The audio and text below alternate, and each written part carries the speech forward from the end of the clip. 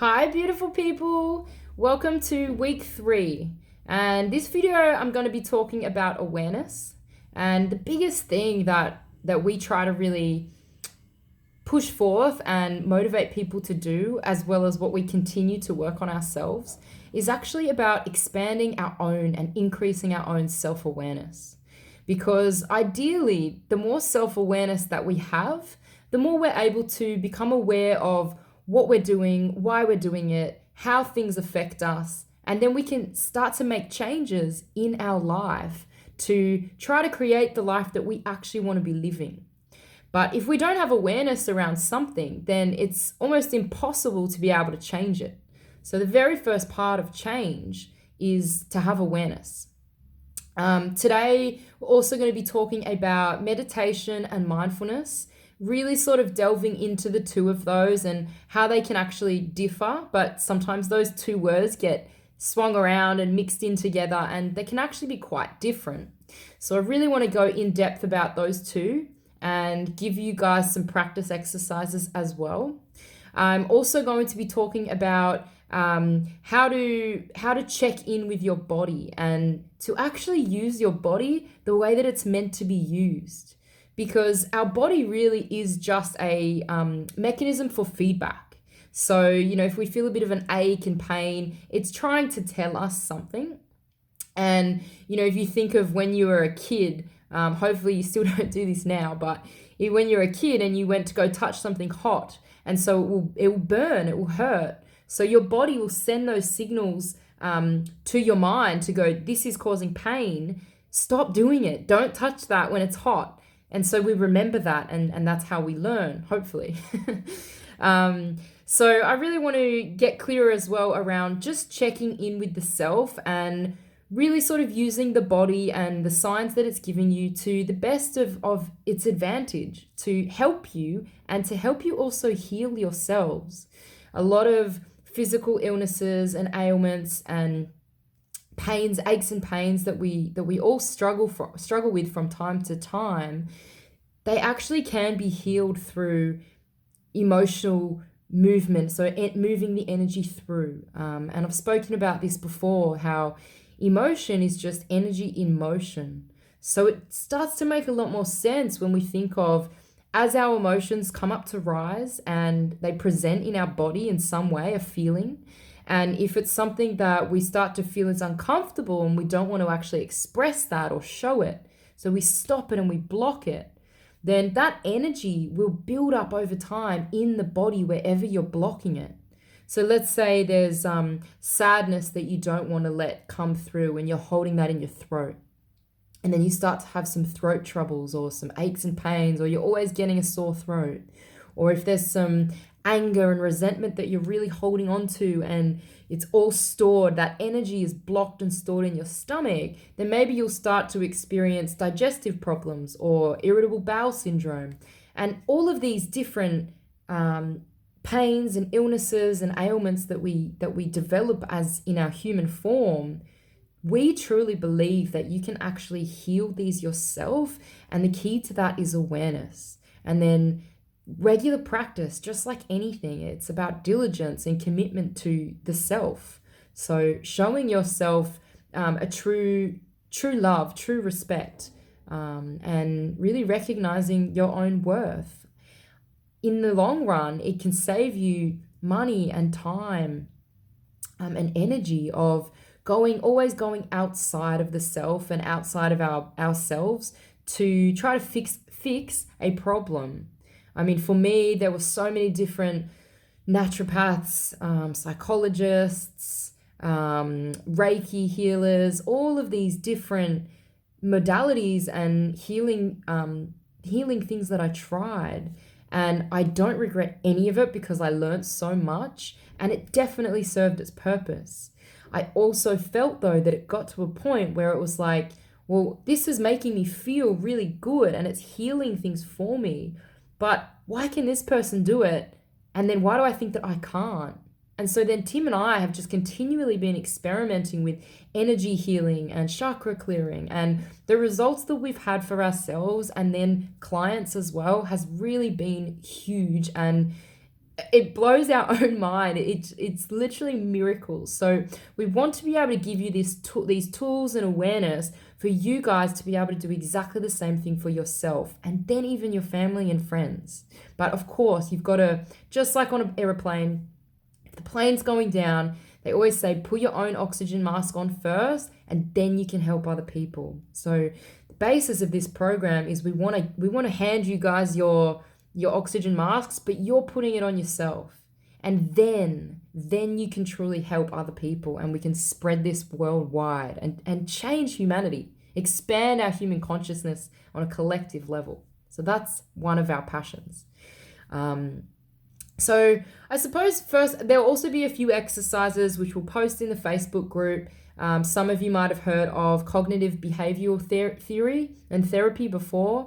So that talks about the way that our thoughts and our feelings and emotions influence and how everything is linked to our behaviors. So it's like we form this triangle. So we're going to go give you an exercise and activity to do in your own time. And what that does is it starts to really generate this awareness of certain patterns, certain responses that you're having or reactions. For example, and it will make more sense when you look at the sheet in front of you. But if you've had a road rage example and you're driving along the road and somebody pulls out in front of you and your first instant reaction is anger. You feel this anger, or you think that your first reaction is anger, and maybe you swear, maybe you grab onto the horn or something. And so what this CBT sheet will allow you to do is start to look at what actually were the thoughts that went on in that exact moment. Maybe it was, I can't believe this idiot, or they just put my life in danger. Or maybe it was, that scared the crap out of me. And then maybe underneath that is, maybe on top of that is, I'm really angry. I can't believe that person cut me off. That's not fair. Then you can start looking at the deeper stuff about, well, what did this really mean? If these were the thoughts going on, what did you make up about yourself in terms of if somebody pushes in front of you, does that automatically mean that you feel that you're not worthy, that you're put second best, and that actually gives a reaction because of something you've experienced maybe in childhood or along your adult life? Then we can look at the emotions that are going on. So maybe the first reaction will be anger, and then underneath that is fear or pain. Maybe there's an attachment to somebody you know's had a car accident and been really injured, so there's a lot of sadness around that, or grief. And then maybe there's fear around this literally just threatened your life. So that emotion and that energy that comes up of fight or flight kicks in. Then in the other triangle, you can start to look at your behaviors, your actions. So because of your thought processes and your feelings and emotions, how did you then respond? And this might all happen in the blink of an eye, and it's hard to sort of know exactly what comes first. But when you start looking at this triangle of how everything is actually connected, you can start learning how to intervene. So, if we're feeling angry and irritable, we're feeling sad or lonely, that's totally going to influence our thoughts. That's also going to influence our behavior, the way we treat ourselves and the way we treat other people. Then, it might be the other way around. We might have all these negative thoughts about ourselves. That's going to influence the way we then feel, and then the way we treat ourselves and other people. So I don't want to go into too much of that now, but there will be an exercise, a CBT exercise for you guys to try by yourselves with the purpose of expanding your awareness. Then there'll also be another activity, and these are all really encouraged, and it's up to you how much you want to go into. But there's also one called the Johari's window. And so it's sort of a square, and it shows things of your blind spots. It shows things that you know but other people don't know. It shows things that other people know about you but maybe you don't know about yourself. And so there's 4 different boxes which you'll see. And again, both of those activities are, the purpose of it is to help you expand and increase your own awareness, because ideally that's what we want. The more awareness every single individual can have on this planet of themselves, the more conscious we're going to be able to be to make these decisions and act from a place of love and compassion, not from anger and resentment. So, okay, let's go into mindfulness versus meditation. Something that has completely changed my life, completely changed Tim's life. I think between the two of us, we've missed a meditation in the last year or two on one or two hands. Like, we are committed to doing it every single day. And I personally cannot imagine my life without it. And neither can Tim. So it has completely allowed me to become aware of myself, of what actually goes on in my body. And then from there, be conscious of what moves I make next and how I respond and what my automatic programs are, and if I want to override those with new ones. So the difference, mindfulness is described as something where you direct particular focus to one particular thing. So for example, you're very focused on being in the present moment of brushing your teeth. So you can practice mindfulness when you're brushing your teeth by consciously being aware of your body, your thoughts, and the sensations in the environment of when you're putting the toothpaste on your toothbrush. Then you might smell, so you're using all of your different senses. Then you might pour the water over the toothbrush and you're really paying direct attention to exactly what is going on in that present moment. As you brush your teeth, you start to taste the different tastes in all parts of your mouth. You might feel the sensations of the bristles on your tongue. That's practice of mindfulness. So when people say, I don't have time to practice mindfulness, that can't really be warranted anymore, because we can practice mindfulness on the go. So it's when we're really present to that particular situation or that particular moment of time and what's going on for us inside of our body. And then also just being mindful of the environment around us. So we're paying particular attention. We're not brushing our teeth thinking about the 10 things that we need to do before we get to work, or the things that we've got to do before the kids get home. So that's mindfulness. Anybody can practice it anywhere. Meditation is actually when we designate specific time to practice mindfulness. So, for example, meditation, I think, sometimes gets given the wrong idea, and people sort of freak out at when you say the word meditation, because there's this false impression that you have to sit, close your eyes, put your fingers like this, and think of nothing. And maybe once that's happened to me so far. I think if we were sitting on the top of a mountain and we didn't have to work, we didn't have friends and family, and all we did was meditate for 24 hours a day, then I do believe that it's possible to get to that enlightened state of absolutely a clear mind, never having an interference of thought. But that's not what we're doing. That's not the purpose of why we're here. Well, surely not me, and I'm guessing it's not you because you're watching this video. So that's not actually the ideal purpose, but the goal of meditation is actually to come back to you, to reconnect with the true highest version of yourself. So instead of running the ego like we do quite naturally, when we're out in public, we all have an ego. There's always layers we've sort of put on ourselves as we've been growing up. Meditation is about coming back into alignment with your highest self. So the greatest version of you, the connection to the divine, the connection to something greater, that you were made, within the face of the Creator. However you want to call that, whether it's a religious belief and it's God, whether it's the universe, whether it's the stars, the angels, whatever it is, it doesn't matter, so long as we can start resonating with this highest source, this divine source that is how these things happen. This is why we're here, how we got here. When we come into meditation and we tune into our heart space, we can align with that source, with that creator energy, because it's within us. That's what we were made from. So there's this illusion that The divine is something separate to us. And this is all about recognizing that the divine is within you, within each and every single one of us. It has to be.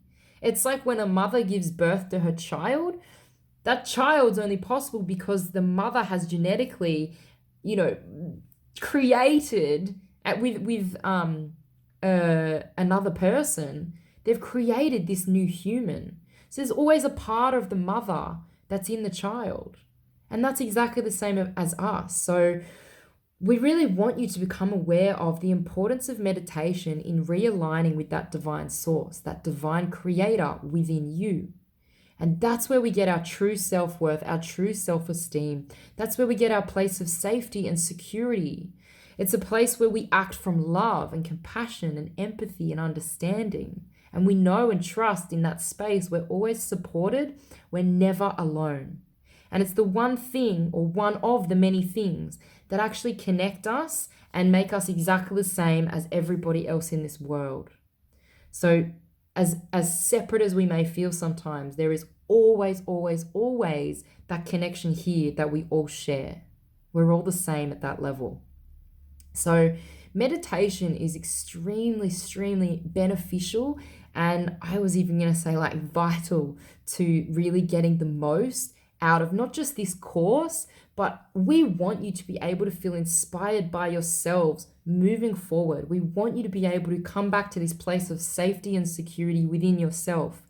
And that's guaranteed through meditation. Guaranteed. So meditation is when you specifically designate time to connect and go within. So it's not a distraction of, watching something on TV. It's not even so much about your external environment. It's completely going deep within and connecting to that love and that divine source inside. And when you're there, it's just like what you have with a sound healing or a soul expansion, that you're able to receive messages from your higher self, from guides, from God, from the universe, whatever the words are that you want to use. You're able to receive messages. You're able to get clarity on certain situations that you set the intention for. You can get guidance around things. You can feel inspired and motivated. And again, the very least, which isn't least, you come back to this place of love, this feeling of warmth and connection to self. You're able to really feel that universal love and safety and security and support. So that's really the foundation of it. And then everything else on top of that is, that's the next level. That's the incredible miracle stuff as well, the bonuses. But really, meditation is about realigning with your truest, highest self, which is love. We're all made of love. We are love. So meditation, we are very strongly encouraging you to do so. And in the form of even just beginning with using a mindfulness meditation where you close your eyes, you sit up or lie down. If you think you'll fall asleep straight away, then probably sit up comfortably. You close your eyes and you just tune into your breath. So you focus on the feeling of the air going in through your nose, in down through your throat, into your chest, into your belly, and then you feel the air and the sensations as you breathe out. That's the most basic form of meditation that you can do. And that's what we encourage you to start with. There's also meditations which we're going to give some exercises on about chakra clearing. So chakras are the energy systems in the body. So if you imagine like a spinning wheel, there's 7 different wheels, energy wheels that go through our body or that are in our body, and they allow the energy to move through us. So there's the base chakra, the root chakra, then there's the sacral chakra, then at your belly button there's your solar plexus chakra, then you've got your heart chakra, throat chakra, third eye chakra, and then your crown chakra on the top. So and these energy stations, they can get blocked or they can have resistance or feel they sort of aren't rotating the energy through our energetic system as effectively as they could. And that could be through trauma, or that could be through fear, that could be through an injury, that could be through an illness. So there's so many different reasons. Or it could just be energy you've absorbed from being around certain people, especially if you're an empath and you're really sensitive to energy. So there's chakra clearing exercises that you can do in a visual meditation or through sound as well, which we will actually get to that in a couple of weeks. We're going to show you how to go through the chakras, clearing and activating them through sound, the use of it. So for now, we can send through some links as well on different guided YouTube, so that you can see the chakra energy systems, just a visual. We really encourage you to do your own research as well on the chakra systems, or if you want to hear more from us, then ask us questions about them and we'll do our best to give you what we know and our experience. But first and foremost, really, really important to just connect back in with yourself. So we are encouraging you for at least the next 7 weeks, which will ingrain a new program in your neural pathways, to commit to a minimum of 5 minutes of meditation every single day. And when I say 5 minutes, I mean minimum. So if you can, try for 10 minutes, try for 15 minutes. And if you need to start a scale, that's how I started. It was like 5 minutes for the first couple of weeks. Then it went to 10 minutes, first couple of months. Then it went to 15 minutes. Then I really noticed the benefit of going to 20 minutes.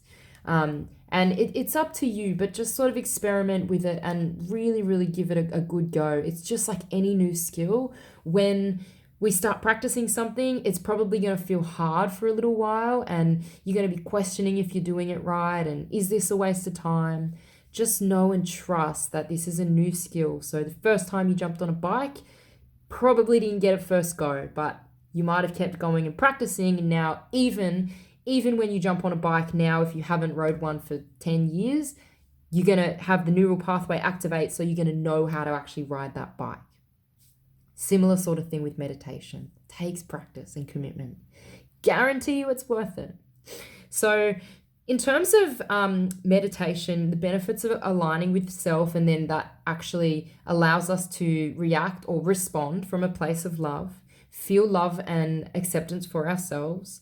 Also with the mindfulness, it actually allows us to respond to a situation rather than react. So a reaction to, for example, road rage, where let's say somebody has pulled in front of you and it wasn't a life or death situation, but it was really frustrating and it really peed you off. A response, if you've been practicing mindfulness, it'll be easier to respond, because first you'll notice what thoughts are going through your mind, or you'll notice how your body is reacting. Maybe your hands automatically tightened up on the steering wheel. Maybe you felt this rush of energy into your head and it was like, I'm angry. But you become aware of that. So then you get to choose your response. And your response, if you're coming from a place of alignment, a place of love, your first response is probably not going to be, I'm going to start flipping this person off and I'm going to make sure that they know they ruined my day. That might be a reaction if we're not practicing mindfulness and meditation. But after we've been practicing, we might start to have our automatic thought, and maybe, especially if we've been conditioned to go negative straight away, our first reaction or thought reaction might be, this person doesn't even care about me, they just cut me off and I'm angry and I'm feeling angry. But then you might override that because you're being conscious of what's going through your mind. You might go, oh, there goes that thought. Well, I'm going to put forth that something's going to make me feel better. Imagine if that person is cutting in front of me because their loved one is dying in hospital and they're trying to race to the hospital so that they can say their goodbyes. Because we truly never know what's going on for somebody else. And we're so quick to react and we're so quick to judge. And I'm not perfect at this either. It's a constant practice. And I'm committed to being authentic about that. And I feel the more that we all share on this, the more we can connect in our sameness. Is that a word? Sameness? Anyway, and realize that we're not different. that we can come together through love and support and unity. So imagine the difference of how it will impact your day if you've been cut off by a car, but your first reaction, you notice the thought, you notice the anger build, and then you override that and go, hold on. Imagine if that person is really struggling right now and that's why they cut me off. It actually has nothing to do with me. Maybe somewhere I can find a bit of compassion. And even if that scenario is made up, guess what? It doesn't affect them, it's going to affect you. And that's where we start to be the creators of our own reality. We can go on the rest of that day being angry and resentful at this random person who cut us off, or we can consciously choose to see that in a completely different light, come from a place of love and compassion, move through that anger, let it be expressed through us. Maybe we just scream in the car and then have a laugh or something. And then we react from a place of love and we go back into our day within 10 minutes, as opposed to for 24 hours, we're still telling people at work, can't believe this guy cut me off this morning. See how we carry that negative energy with us, which will impact the rest of our day. So you get to choose the way you're going to live your life through these type of examples. And what's going to make it easier for you to be able to respond from this place is by practicing regularly mindfulness and meditation.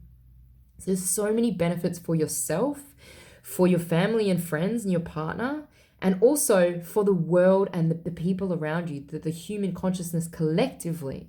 So it actually is as much work as we do individually, because we're all connected, we all come from the same place here.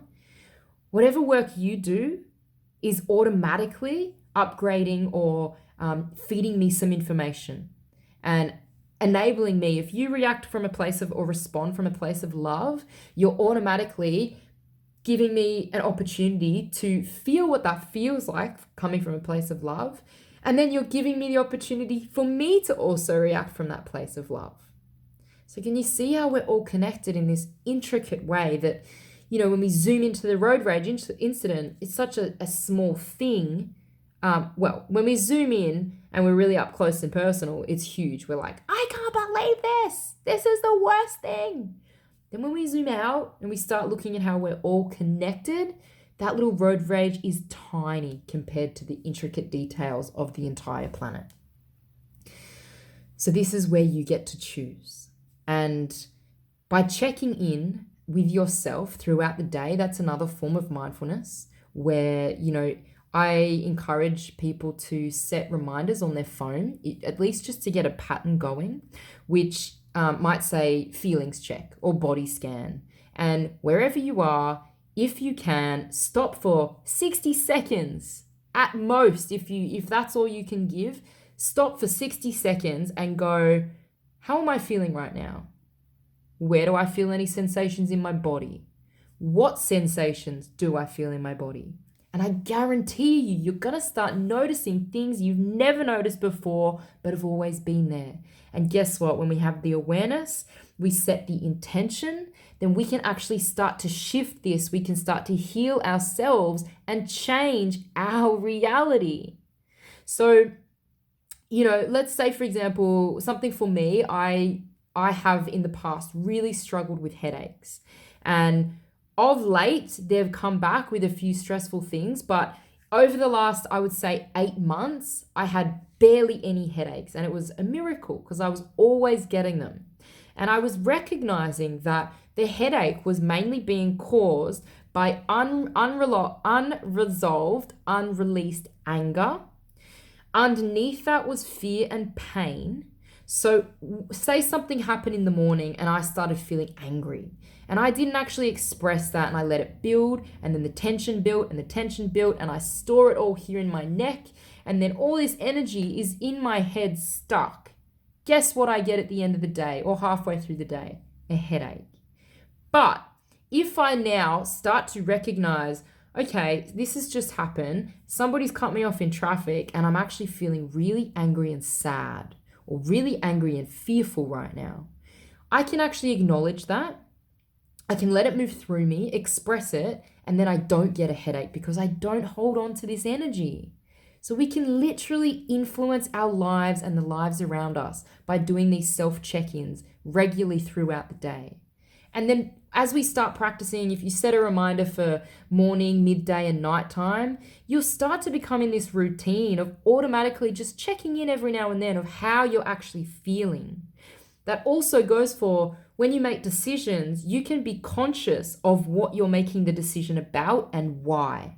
So you actually come back into alignment and you go, okay, somebody's asked me to pick up their kids from after school care, but I actually had a hair appointment. So my automatic reaction might be, yeah, I'll do that because I'll put other people before me and I know that they need help. But there's no right or wrong decision in that, but if you don't choose that from a place of conscious alignment with yourself, then you can start to build resentment. So if you chose that because you wanted to please the other person, or you didn't feel worthy enough to say, I'm really sorry, I've got an appointment booked, I can't help out right now. If I can in the future, I'd be more than happy to. If that comes from a place of alignment, there should be no guilt and no shame going to your hair appointment and not being able to help out your friend. But if you say, yeah, all good, don't even tell them about the hair appointment, cancel the hair appointment, pick up their child, do them a favor, and then in some way that there might be an expectation of the response that you should get from your friend by canceling your stuff and making their stuff more important, then we can start to actually build up resentment and go, maybe 4 months down the track, you ask them to do a favor and they stand in their power and say, I'm sorry, I can't help you. Then you might go, well, that's not fair. I helped you 4 months ago. I canceled my hair appointment. But that's coming from a place of anger and resentment and expectation. And we all do it. No one's perfect. And this is definitely not about judging yourself for doing this, because we guarantee we all do it. But it's about coming back to that conscious place of love for self first. Then we can genuinely give love and compassion and empathy for other people. But if we're constantly going outward first, that's where we build resentment. That's where we build shame. That's where we build expectation. So come home to you first. That's the safest place you'll ever find. But you could spend so much time, so much money, so much energy trying to find safety and security in all of the surroundings around you. It might be through jobs. It might be through relationships. It might be through financial status. It might be through the way you look. Those things can all be taken away from you. And I hope that they're not, but they can be. So below that, you want to really have a safe foundation within you that nothing can take that away. If it's inside of you, it can't be taken. So even if you lose the job, even if you lose the car, even if you lose something about the way you look, if you lose your relationship or your family, that is not going to kill you, because you've actually got this safe foundation built within you. But we need to be aware of it first. So, where else was I going with this? I'm pretty close to the end, actually. The check-in, the body feelings. Okay. So our body will also give you information. So we are all energy. Our body is made up of energy and it's in a